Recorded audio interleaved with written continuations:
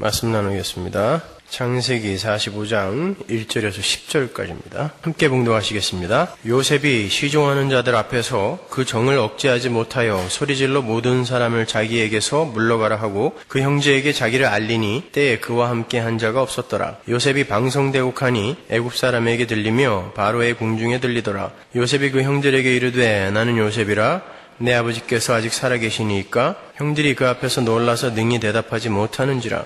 요셉이 형들에게 이르되 내게로 가까이 오소서. 그들이 가까이 가니 가로되 나는 당신들의 아우 요셉이니 당신들이 애굽의 판자라. 당신들이 나를 이곳에 팔았으므로 근심하지 마소서. 한탄하지 마소서.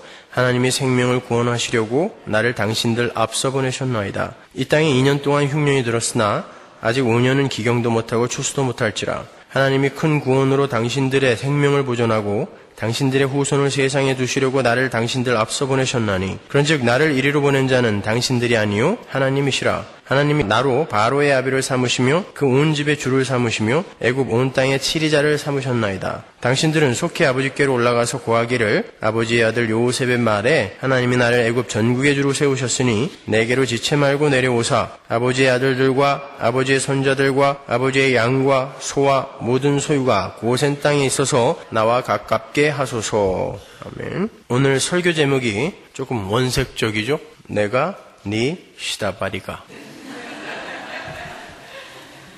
경상도 사투리입니다. 친구라는 영화에서 장동건이 유호성에게 던진 말로써 한동안 유행이 되었던 말이죠.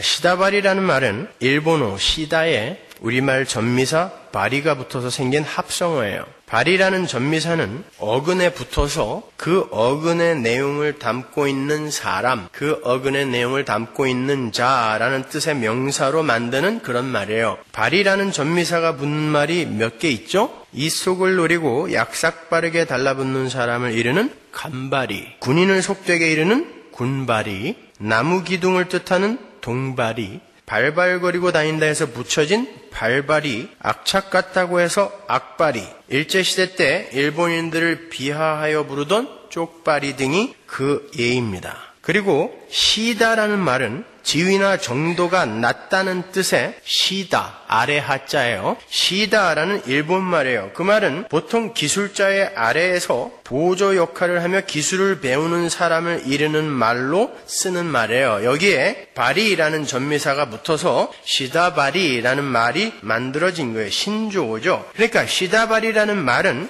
주체가 아닌 보조자로서 주체의 일을 곁에서 돕고 배우며 주체가 시키는 일을 순종하여 성취해내는 사람을 말하는 거예요. 순수한 우리말로 바꾸면 바라지 정도가 되겠습니다. 바라지는 불교 용어에서 유래된 말인데요. 불교 의식에 죽은 사람의 천도를 위한 시식이 있는데 시식을 주관하는 시식법사가 앉아서 경문을 읽으면 그 다음에 경문을 받아서 읽는 사람 또는 그 시식법사 옆에서 그 시식을 거들어주는 사람을 바라지라고 불러요. 그것이 일상 용어로 자리 잡게 되면서 뒤에서 일을 돌봐준다라는 뜻으로 흔히 쓰이게 된 거죠. 그래서 옥바라지, 뒷바라지 등의 말이 생기게 된 거예요. 역시 바라지라는 단어도 주체가 아닌 객체나 보조자로서 주체의 일을 곁에서 돕고 배우며 주체가 시키는 일을 순종하여 성취해내는 사람을 말한 거예요. 그러니까 시다바리, 바라지, 결군 같은 말입니다. 따라서 이 역사의 주관자이시며 주체이신 하나님에게 있어서 그 주체이신 하나님의 뜻에 순종하며 살아가며 그분의 일에 동역자로 부름을 받은 성도는 하나님의 시다바리 혹은 바라지여야 되는 거예요. 하나님 바라지. 그런데 가만 보면 우리가 하나님의 시다바리가 아니라 하나님이 우리의 시다바리가 되어 있는 것이 오늘날 기독교회의 모습이 아닌가 생각됩니다. 하나님은 언제든지 5분 대기조가 되어서 우리의 명령을 기다리고 계셔야 되고 우리는 아무 때나 하나님을 불러서 우리의 뜻을 하다라는 그런 시스템이에요. 그런 모습을 볼 때마다 제 마음속에서 하나님이 이렇게 외치시는 것 같아요. 내가 너희들 시다바리가? 제가 조금 자극적으로 극화를 시켜보았지만 작금의 하나님과 성도의 관계는 뭔가 어긋나도 한참 어긋나 있는 것이 분명합니다. 거듭 말씀드리지만 성도는 이 땅에서 하나님을 시다바리로 바라지로 부리며 자신의 뜻과 소원을 이루는 자로 사는 것이 아니라 하나님 바라지로서 하나님의 작정과 예정과 섭리 속에서 하나님의 뜻을 이루는 자로 살아가야 하는 거예요. 하나님이 시키시는 것은 무엇이든 목숨 걸고 해내야 하는 것이 성도의 의무요 본질인 것입니다. 한 편의 멋진 영화를 완성하기 위해 카메라맨과 프로듀서, 배우, 현장 진행 요원인 FD, 의상 담당, 미술 담당, 음악 담당, 소품 담당, 장소 섭외 담당, 식사 담당, 작가, 무대 세트 짓는 사람, 각색 등등 수많은 역할들이 있어요. 그들 중 한 사람만 빠져도 영화는 완성될 수 없습니다. 그리고 그렇게 각자의 역할을 맡은 사람들이 자기는 그 역할이 싫으니까 다른 역할을 하겠다고 나서도 안 돼요.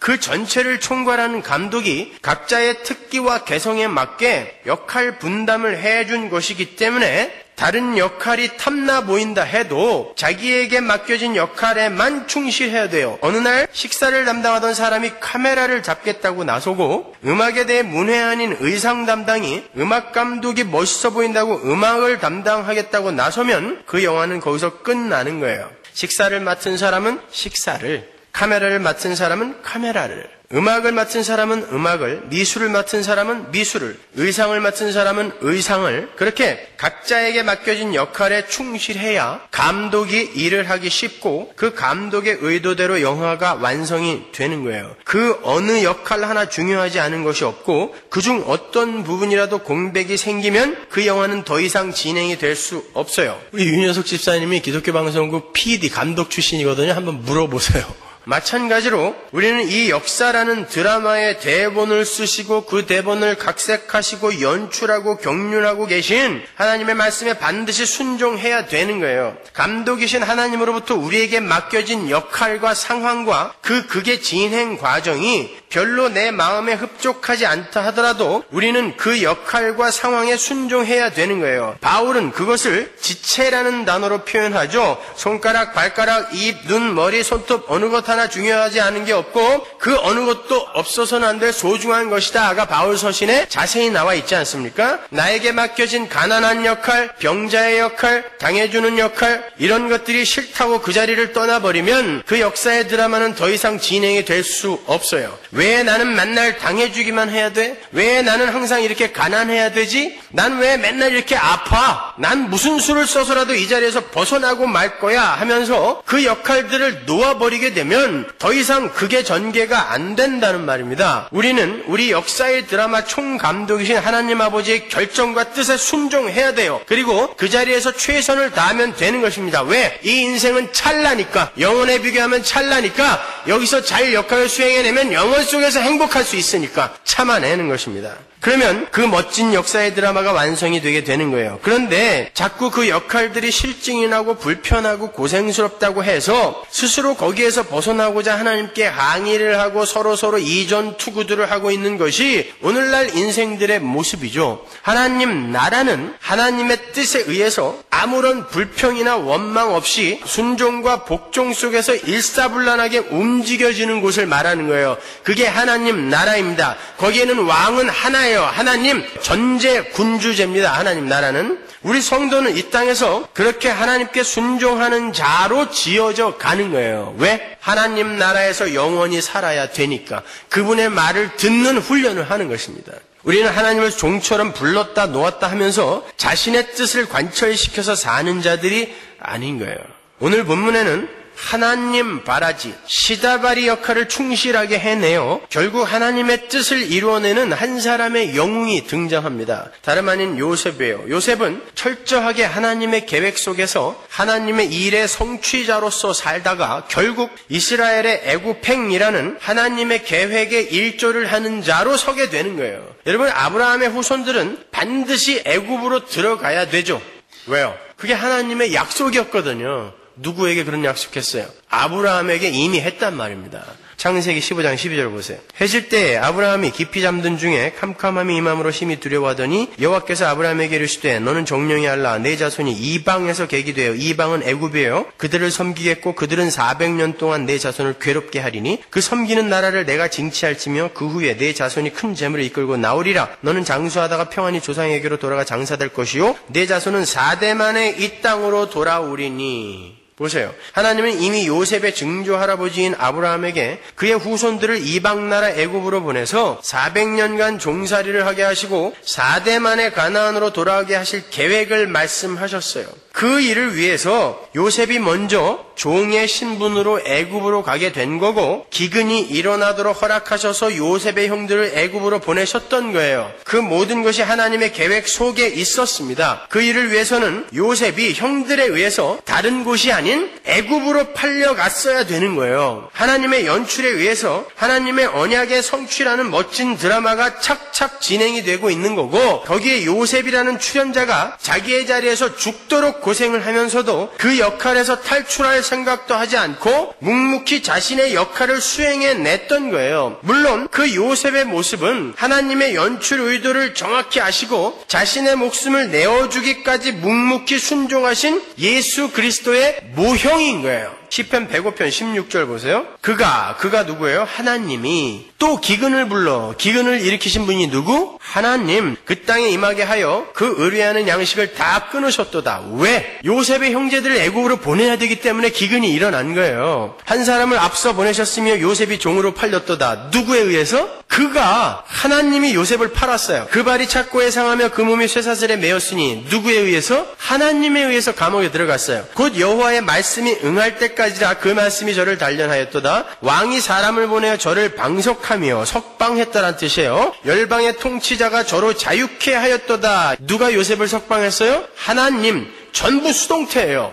요셉의 입장에서는 전부 수동태예요. 하나님의 입장에서 능동태고 저로 그의 집의 주관자를 삼아 그 모든 소유를 관리케 하고 누가? 하나님이 주어가 하나님이란 말입니다. 임으로 백관을 제하하며 지혜로 장로들을 교훈하게 하였도다. 누가? 하나님이. 이에 이스라엘이 애굽에 들어가며 야곱이 함 땅에 객이 되었도다. 누가 이렇게 시키셨어요? 하나님이. 여호와께서 그 백성을 크게 번성케 하사 그들의 대적보다 강하게 하셨으며 누가? 하나님이. 또 저희 마음을 변하여 그 백성을 미워하게 하시며 그 종들에게 교활히 행하게 하셨도다. 누가 애굽의 왕조를 힉소스 왕조를 다시 원래의 함족의 왕조로 바꾸어서 이스라엘을 종 취급하게 했어요? 하나님이 하셨단 말입니다. 또 그 종 모세와 그 택하신 아론을 보내시니 누가? 하나님이 보내셨단 말입니다. 역사의 주관자가 누구예요?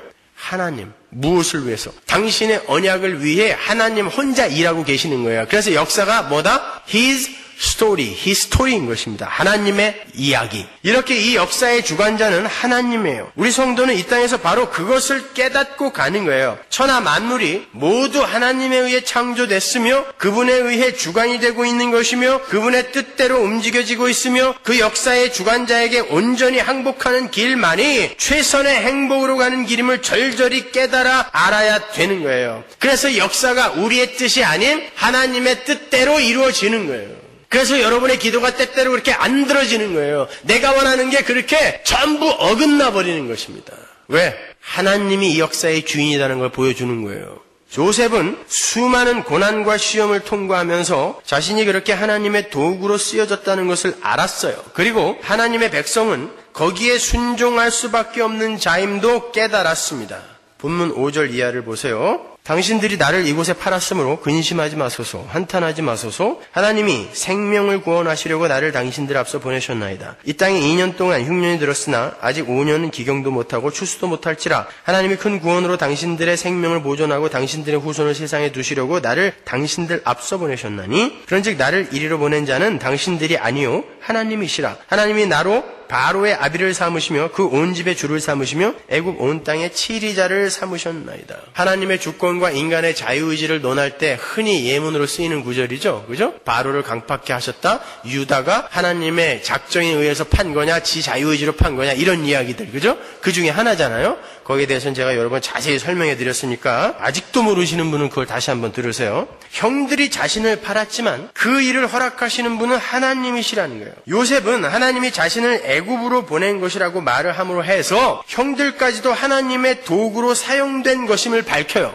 그렇다고 해서 형들이 죄가 없다는 뜻은 아니라 그랬죠? 하나님은 형들의 악함을 이용하셔서 당신의 뜻을 이룬 거예요. 그것을 요셉이 안 것입니다. 그래서 요셉은 형들을 향한 감정을 이미 정리를 해버린 거예요. 그걸 용서라고 해요. 하나님의 주권 앞에서 그 주권을 오롯이 깨닫고 원수에 대한 내 감정을 정리하는 거, 내 입장을 정리해내는 걸 용서라고 해요. 성경에서요. 막무가내로 용서 못합니다. 그 하나님의 주권과 은혜 앞에서 항복한 자만이 용서를 할 수 있어요. 형들이 자신을 팔지 않았더라도 자신은 어떻게든 애굽으로 팔려왔어야 했다는 것을 요셉이 알아버렸던 거예요. 그렇게 수많은 고난을 통과하며 하나님의 언약을 기억해내었고 그 속에서 하나님의 거대한 작정을 알게 되자, 디크리를 알게 되자 자신이 겪은 고난의 의미를 알게 되었고 그 고난의 수여자라 여겼던 형들을 용서할 수 있게 된 거예요. 형들의 배신, 애굽에서의 종살이, 보디발 아내의 유혹, 억울한 누명, 바로의 꿈, 세상의 기근, 그 모든 것들이 전부 하나님의 언약의 성취를 위한 도구요 과정이었다는 것을 안 요셉에게 그 모든 사건과 상황과 현실들이 억울함이 아니라 당연함이요 필연으로 여겨지게 되었던 것이에요. 뿐만 아니라 요셉은 자신이 애굽의 총리가 된 것도 하나님의 언약의 성취로서 이루어진 것임을 알았어요. 자기가 잘나서 자기가 꿈 해몽을 잘해서 애굽의 총리가 되었다라고 절대 그렇게 여기지 않았습니다. 8절에 보면 요셉이 자신을 가리켜서 바로의 아비, 바로의 온 집의 주, 애굽 온 땅의 치리자라고 불러요. 기고만장이죠.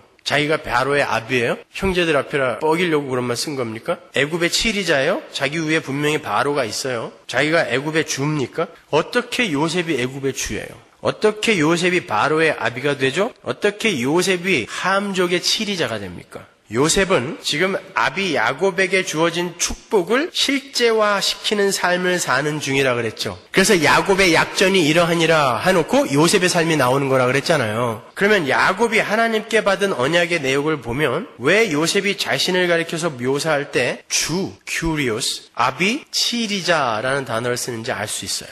창세기 27장 29절 보세요. 만민이 너를 섬기고 열국이 내게 굴복하리니 내가 형제들의 주가 되고, 여기 나오죠. 내 어미의 아들들이 내게 굴복하며 내게 저주하는 자는 저주를 받고 내게 축복하는 자는 복을 받기를 원하노라. 이게 야곱이 받은 축복이란 말입니다. 이 축복이 나에게서 이루어졌다는 것을 형제들에게 이야기하는 거예요. 그래서 거기에 주라는 단어를 쓰는 것입니다.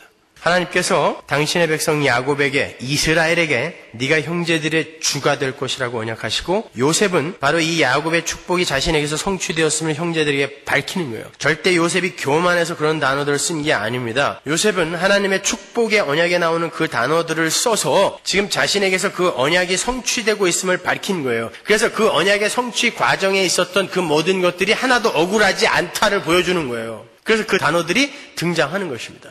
여러분, 창세기 어렵습니다. 성경 전체를 한눈으로 뚫지 않으면 창세기는 여러분 수박 겉핥기식으로 읽을 수밖에 없어요. 그러니까 잘 배우시란 말이에요. 그리고 그가 애굽의 치리자라고 자신을 묘사한 것은 창세기 9장에 하나님의 언약을 염두에 둔 말이에요. 창세기 9장에 보면 노아가 자신의 치부를 드러내버린 함을 저주하면서 함의 자손들이 셈의 종이 될 것이라는 말을 하죠. 그러니까 셈이 함족의 치리자가 될 것이라는 그런 뜻이에요. 애굽 사람들이 바로 함족이었어요. 그리고 요셉은 셈족이에요. 그러니까 지금 요셉은 자신의 형들에게 하나님의 언약에 등장하는 단어들을 사용을 해서 하나님의 언약이 이처럼 빈틈없이 자신에게서 이루어졌음을 고지하는 거예요. 시편 105편에 보면 요셉의 이야기를 쭉 하면서 애굽을 함 땅이라고 해요. 일부러. 그러니까 시편과 이 창세기의 이야기와 하나님의 언약을 연결해서 보지 않으면 이것은 절대 이해가 안 되는 구절들입니다.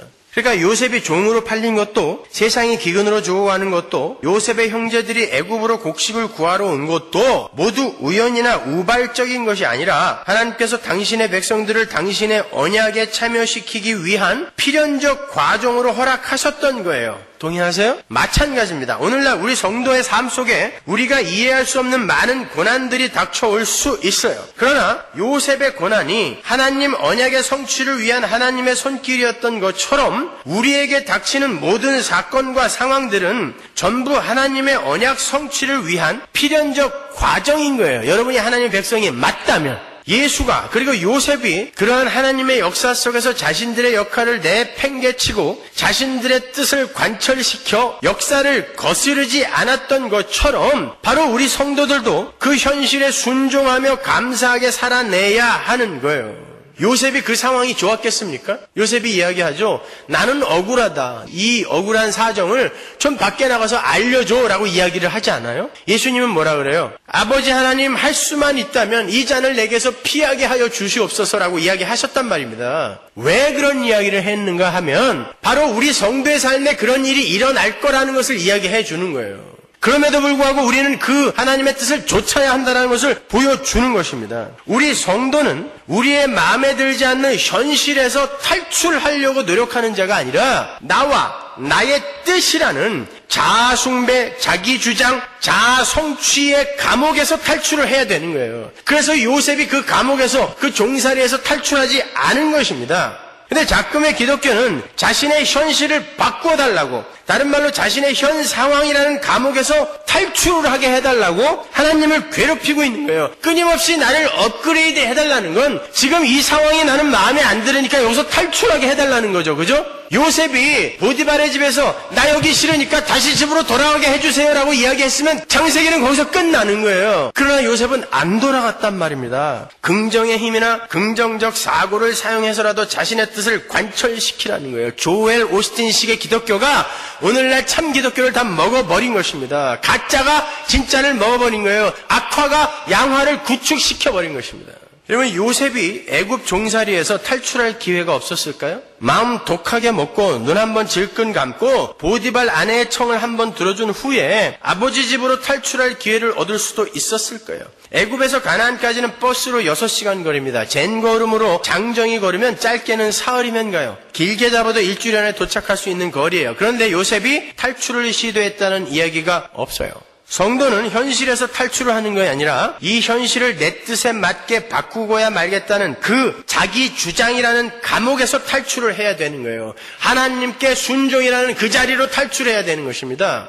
마음에 들지 않는 상황 속에서도 하나님과 동행하고 있는 그 현실에 흡족해 하면서 믿음과 소망으로 하나님 나라를 기대하는 이들이 바로 성도인 거예요. 나의 이 상황이 하나님의 뜻을 이루는 데에 꼭 필요한 것이라면 내가 감수하겠다는 거예요. 그게 무함이어도 괜찮고 그게 감옥이어도 괜찮고 그게 종살이어도 괜찮다는 거예요. 그게 요셉의 삶인 것입니다. 성도의 삶은 항상 이렇게 하나님이 중심이 되어야 돼요. 내가 중심되면 안 돼요. 코페르니쿠스적 대변환이 일어나기 전에는 여러분은 예수 믿는 자 아닌 것입니다. 예를 하나 들어볼까요? 여러분은 모두 이민자들이에요. 그죠? 한국이 고향이신 분들입니다. 고향이 그리우시죠? 가고 싶으시죠? 그런데 이 중에 안 가고 싶은 사람들이 있습니다. 왠 줄 아세요? 그 고향에 부모님, 일가친척, 형제들이 전부 없어진 사람들. 가봐야 아무도 나를 반겨줄 사람이 없는 그런 사람들. 한국 가고 싶으세요? 안 가고 싶죠? 마찬가지입니다. 천국은 나를 죽도록 사랑해주는 그 하나님 아버지가 있는 곳이 천국이에요. 아무리 좋은 것으로, 아무리 훌륭한 것으로 꽉 채워져 있다고 할지라도 거기에 나를 사랑해주는 이가 없으면 거기는 아무것도 아니에요. 무용지물인 것입니다. 제가 옛날에 저희 아버님과 여행을 자주 다녔어요. 특히 등산을 자주 다녔는데 그렇게 다니다 보면은 텐트 치고 한 데서도 자야 되고 화장실이 없어서 노천에서 용변을 봐야 되고 먹을 게 없어서 개구리도 잡아먹고 이렇게 다녀야 돼요. 불편합니다. 그런데 아버지가 그 믿음직스럽고 나를 가장 사랑해주는 아버지가 나와 함께 있다는 사실만으로 너무 행복했어요. 저는 비유가 너무 약해요. 그런데 저희 아버님은 비유가 너무 좋아. 개구리를 잡아서 뒷다리를 쩍쩍 찢어서 구워서 막 드셔. 그걸 먹었습니다. 제가 뒤에 가서 다 토했지만 아버지가 저에게 준 걸 거절할 수가 없어서 너무 좋아서요. 그게 천국인 것입니다. 여러분, 여기가 좀 불편할 수 있어요. 여러분 상황이 마음에 안 들 수 있습니다. 그러나 여러분의 아버지가 여러분과 함께 있다는 그 사실이 인식이 되었다면 여러분은 여기서 행복하셔야 돼요. 왜? 이제는 이 불편한 현실이 다 없어지고 내가 상상할 수도 없는 엄청난 그러한 곳에서 그 사랑하는 아버지와 영원히 살 거니까 지금 이 시간은 그냥 이 불편한 환경 속에서 이 보잘것없는 나와 함께 하시는 그 하나님과의 동행을 즐기시는 거예요. 그게 인생이며 역사인 것입니다. 그래서 요셉이 그 처해진 현실에 순종하는 거예요. 그걸 배우라는 것입니다. 요셉의 이야기에서는 하나님은 당신의 백성들을 바로 그 자리로 끌고 가시는 거예요. 이것이 역사와 인생의 목적이에요. 진정한 행복이 어떤 것인지 이 역사와 문명 속에서 가슴 깊이 경험해 보라는 거예요. 네가 원하는 게 주어지지 않아도 너 진짜 나로만 행복할 수 있어를 물으시는 거예요. 우리의 인생 동안에 계속해서 반복적으로. 그때 예스라고 대답을 할 수 있는 그자, 그가 성화되어져 가는 자인 것입니다. 이렇게 인류의 역사는 하나님의 언약 속에 들어와 있는 하나님 백성들을 중심으로 돌아가고 있는 거예요. 하나님의 백성들을 하나님 바라지, 하나님 시다바리로 만들기 위해 이 역사가 운행되고 경륜되고 있는 것입니다. 역사의 목적은 그거 딱 하나예요. 역사의 목적지는 다른 거 없어요. 바로 그거 하나예요. 하나님 백성 만들기 프로젝트. 하나님의 백성들의 교육과 훈련과 양육을 위해서 기근이 일어나고 배신과 모함과 시험들이 들이닥치는 거예요. 그러한 관점에서 성경을 읽다가 보니까 이 세상 사람들이 참 불쌍하다는 생각이 들었어요.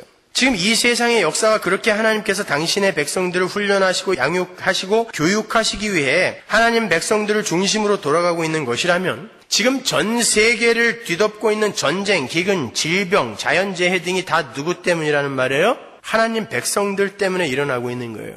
그들에게 뭔가를 가르치기 위해서. 하나님의 관심은 오직 당신의 백성들 뿐이에요. 하나님 백성들이 하나님의 뜻에 합하게 살고 있지 못하고 있기 때문에 하나님께서 당신의 백성들 정신 차리라고 회개하라고 양육시키려고 이러한 재앙과 재난들을 허락하시는 거예요. 이 역사 진행의 동기요 중심은 성도인 거예요. 그 일에 필요한 재앙, 고통들을 세상 사람들이 멍하니 같이 당하고 있는 거예요. 그러니 불쌍한 거죠. 이스라엘을 애굽에 넣기 위해 잊지 않아도 될 기근이 들었단 말입니다. 이스라엘을 애굽에서 끌어내기 위해 10가지 재앙이 애굽에 내려버렸어요. 그 사람들은 뭐예요 도대체? 하나님의 백성들을 이끌고 가시는 그 역사 속에서 엑스트라로 당하고 있는 것입니다. 그게 역사란 말이에요. 여러분이 이런 올바른 역사관, 세계관, 가치관을 갖지 못하면 여러분은 예수 믿으면서도 늘 불행할 수밖에 없어요. 그리고 늘 세상 사람들을 부러워할 수밖에 없다니까요. 아니, 역사는 여러분을 중심으로 돌아가는 것입니다. 따라서 우리 성도들은 이 세상의 불평등과 억지와 불법과 폭정 같은 것을 대할 때 그러한 것을 고치겠다고 나서기 전에 자신을 포함한 하나님의 교회의 회개와 자정을 먼저 선행해야 되는 거예요.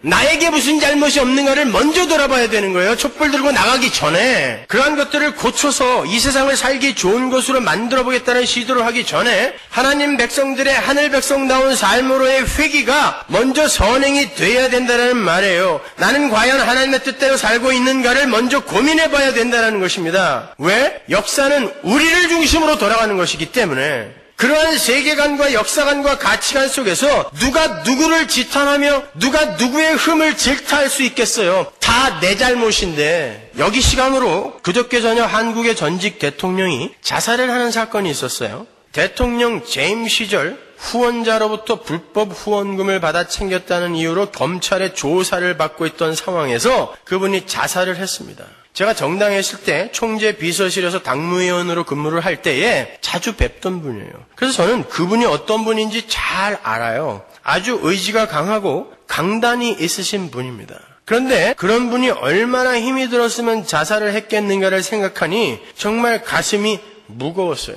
왜 그분이 그런 선택을 했을까요? 그분이 50억 원의 후원금을 불법으로 받아 챙겼다는 사실이 검찰 조사에서 드러나자마자 어떤 기독교계 원로이자 정계 원로가 노무현은 자살하라라는 글을 쓰기도 했고 인터넷 게시판에는 온통 그분의 위선적 행보를 질타하는 글로 도배가 되어 있었어요. 수천억 원, 수조 원을 해먹고도 자기 통장에는 29만 원밖에 없다고 사기를 치고 있는 그 전 대통령들의 비리가 밝혀졌을 때는 혹시 무슨 불똥이 튈까봐 무서워서 아무 말도 못하던 인간들이 이제 대통령이 만만한 시대가 되니까 마구 독소를 내뿜고 있는 것입니다. 청렴과 정직을 모토로 내세우면서 살던 그분이 얼마나 치욕스러웠을까요? 그러한 몰이가 그를 죽음으로 몰아간 것입니다. 그런데 제가 안타까운 것은 많은 기독교 단체들이 거기에 일조를 했다라는 거예요. 그것도 정치 노선이 다르다는 이유로 뉴라이트니 뭐니 하면서 그분을 좌익으로 몰아가지 않았습니까? 저는 그분을 옹호하는 게 아니에요. 왜 기독교가 정치판에까지 끼어들어서 역사를 좌지우지하려 하느냐는 거예요.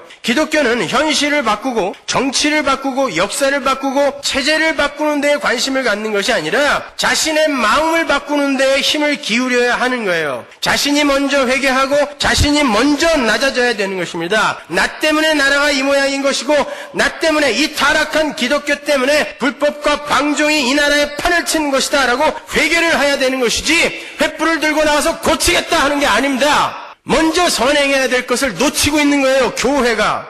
전직 대통령이 50억을 먹었다는 소식을 들으면 내가 그 자리에 있었더라면 안전하게 더 많이 해먹을 수 있었을 텐데 하면서 자신을 돌아봐야 되는 거지 대번에 전 나쁜 놈 하면서 나서면 안 되는 거예요. 정말 여러분이 대통령이 됐다고 생각해 보세요. 자식을 유학 보내고 싶은데 돈이 없어요. 그런데 후원자라는 사람들이 떡고물을 챙기고자 현금으로 돈을 들고 와서 줄을 서 있어요. 그거 안 받으시겠어요? 가슴에 손을 얹고 생각해 보세요. 우리는 그러한 사실들을 대하면서 우리 인간의 죄성을 폭로당하고 회개의 자리로 가야 하는 거지 나라면 저러지 않았을 텐데 라는 위선과 교만의 자리로 가서는 안 되는 것입니다. 지금도 그렇게 살고 있으면서 그 큰 돈이 오는데 안 받겠다고요? 천만의 말씀. 누가 누구를 가리켜 욕을 하고 있습니까? 그런데 설상가상으로 이번에는 그분이 자살을 했다는 것을 들어서 기독교 네티즌들이 악플을 달기 시작했어요. 자살을 했으니까 지옥 갔을 거라는 거예요. 거기에 대한 신학적 담론은 뒤로 미뤄두자고요.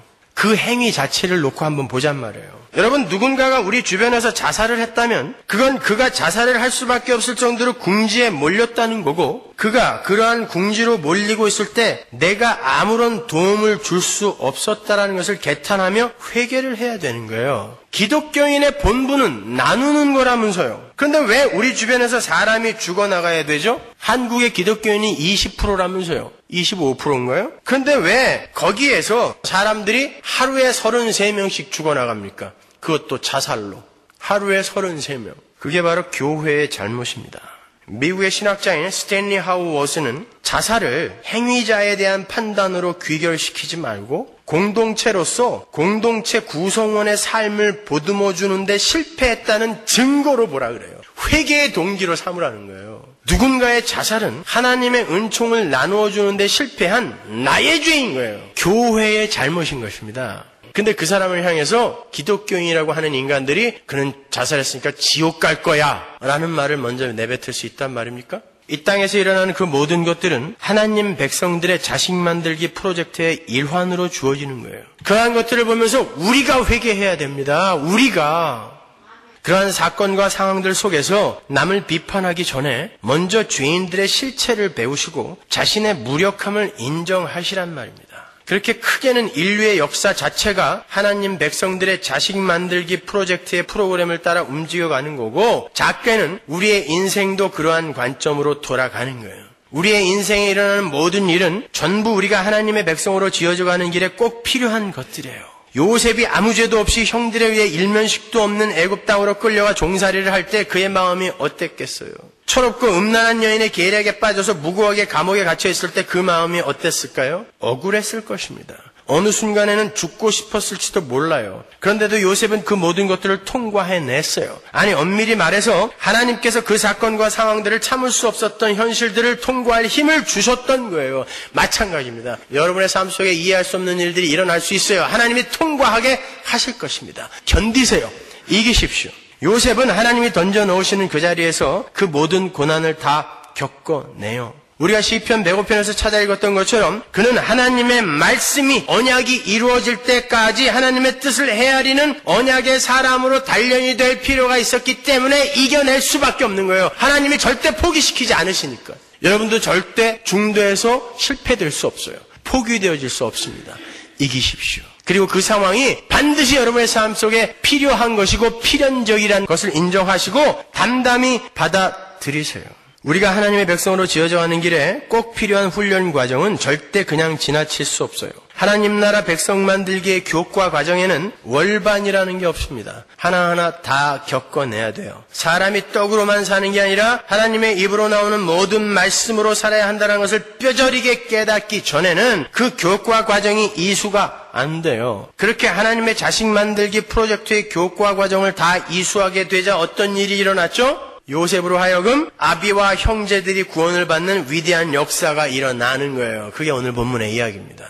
우리의 삶 속에서 그러한 현실들이 이루어질 때에 여러분 주변에 있는 하나님 백성들이 돌아오는 것입니다. 하나님께로. 근데 전부 그것들을 안 하려고 하고 세상의 고지의 꼭대기에 올라와서 그들에게 하나님을 전파하려고 하니까 안 되는 거예요. 니나 열심히 믿으라고. 예수 믿어서 너같이 된다면 나는 안 믿고 그냥 지옥 갈래 라고 이야기한단 말입니다. 하나님의 언약이 성취가 되는 위대한 일, 그 일이 일어나기 위해서는 우리의 인생에 반드시 거쳐야 할 과정이 있어요.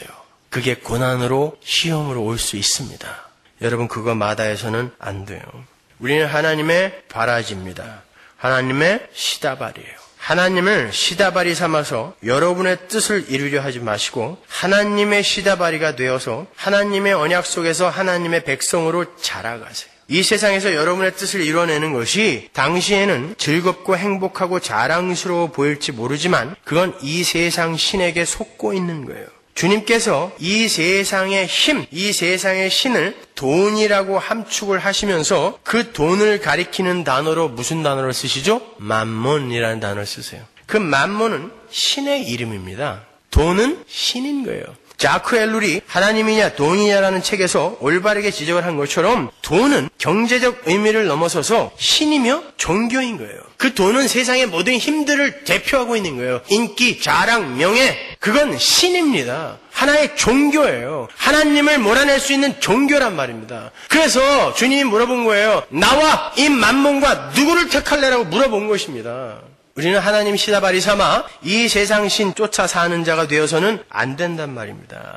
돈은, 이 세상 힘은 단순히 중립적인 교화 수단이 아니라 그 자체가 생명을 갖고 있는 힘이란 말입니다, 여러분. 우리의 삶의 모티브가 하나님이 아닌 이 세상의 힘, 맘몬, 즉 나의 비전과 나의 야망이 될 때 우리는 반드시 그 세상의 힘이라는 신에 의해 토사구팽당하는 날이 올 거예요. 여러분, 주님께서 돈은, 세상의 힘은 일만 악의 근본이라고 그랬죠. 그 일만 악의 근본인 그것이 우리를 죄 속으로 몰아가고 그 죄가 나중에 우리에게 품삯으로 뭘 준다고 그래요? 사망을 준다. 거기서 삭시라고 번역이 된 단어가 용병에게 주는 월급이라고 그랬죠. 실컷 우리를 그렇게 써먹고 나중에 사망으로 토사구팽 시킨단 말입니다. 한나라 고조 유방이 한신, 천재적인 지략가 한신을 데려다가 역발산 기계의 항우를 물리치고 난 다음에 이 한신이 두려워서 한신을 죽여버렸어요. 그때 한신이 한 말입니다. 사냥꾼이 토끼 사냥이 끝나면 사냥 개를 삶아먹는구나. 죄가, 이 세상의 힘이 바로 우리를 그렇게 토사구팽시킬 거예요. 왜? 하나님이 마귀를 그렇게 토사구팽시킬 거예요. 마귀는 하나님과 전쟁하는 대상이 아니라 마귀는 하나님의 역사 속에서 잠시 이용당하는 존재예요. 그리고 나중에 요한계시록에 나오는 것처럼 불못으로 떨어질 존재입니다. 하나님은 마귀를 토사구팽시킬 텐데 거기에 붙어있는 모든 자들이 그때 토사구팽 되는 거예요. 그래서 우리는 이 땅에서 하나님 바라지로 살아야 되는 거예요. 돈 바라지로 살면 안 되는 것입니다. 명예 바라지로 살면 안 되는 거예요. 세상 힘 시다바리로 살면 안 되는 것입니다. 그래서 하나님이 하나님만 보라고 여러분의 인생 속에서 여러분이 기대고 있는 어떤 것들을 자꾸 쳐가시는 거예요. 그걸 고난, 시험 이렇게 우리가 느낄 수가 있는 거예요. 우리 이 땅에서 그것 끊어내는 삶을 사는 거예요. 거기에 여러분의 현실과 상황과 사건들이 지금 사용되고 있는 거예요. 그러니까 징징거리지 마세요. 그 상황에서. 죽지만 말란 말이에요. 하나님이 반드시 살려두실 것입니다. 그리고는 하나님의 그 역사, 하나님의 계획의 완성지로 여러분을 끌고 가실 것입니다. 그러니 그게 확인된 분이면 기뻐하란 말이에요. 그 상황에서. 굶어 죽습니까? 안 죽어요. 저 2주일 동안 밥 하루에 한 끼씩 먹었어요. 기도할 일이 있어서. 기쁘게 했습니다. 명분이 있으면 가난이 부끄럽지 않아요. 굶어 죽는 거 두렵지 않습니다. 뭐가 두려워요? 하나님이 여러분과 함께 있다면서. 여러분 하나님이 이끄시는 대로 잘 쫓아가세요. 그러면 여러분 큰 횡재 얻습니다. 여러분의 뜻 구하느라 하나님 시다바리로 부리려고 하지 마세요. 거기에서 재앙이 오는 것입니다. 그러니까 잘 견디시고 잘 참으시란 말이에요. 아브라함 카이퍼의 위대한 아포리즘, 하나님의 통치가 미치지 않는 땅과 영역은 한치도 존재하지 않는다라는 그 명제 앞에서 머리를 숙이셔야 됩니다, 여러분. 저는 거기다 하나를 더 보태고 싶어요. 하나님의 통치가 미치지 않는 땅, 영역, 시간, 사건은 한치도 존재할 수 없다. 모든 것이 하나님의 작정 속에서 이루어지고 있는 거예요. 그리고 그 작정의 결론은 이미 나 있습니다. 여러분은 확정된 결론, 하나님 나라의 아들, 딸이라는 확정된 결론을 향하여 가고 계신 거예요. 그 길에 찾아오는 고난과 시험들을 잘 이기시고 견디셔서 여러분의 뜻이 아니라 하나님의 뜻을 이루시는 여러분이 되시기를 바랍니다. 이 세상 끝마치는 날 하나님이 여러분 앞에 서서 째려보면서 너 내가 네 시다발인 줄 알았냐? 이러면 어떡하실 거야? 이 세상 소풍 끝내는 날 하나님 만났더니 너는 세상에서 내가 네 시다발인 줄 알았냐? 이런 일갈 들으시면 어떡할 거예요? 아니에요. 여러분 그런 일갈 듣기 전에 이 땅에서 하나님 바라지 하나님 시다발이의 삶을 잘 살아내셔야 돼요. 어떤 상황 사건들 받아들이십시오. 그리고 우리의 위대한 신앙의 선배들처럼 그 속에서 감사하세요. 기도하겠습니다.